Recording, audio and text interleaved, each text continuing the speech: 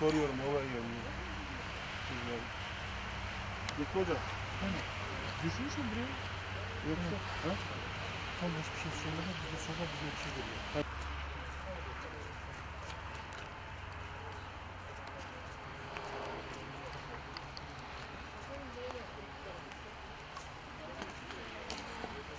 Herkese iyi akşamlar.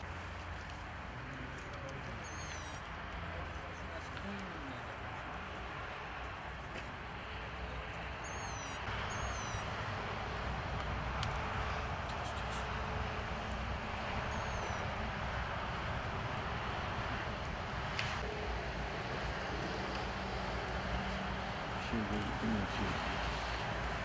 Giden bile giden.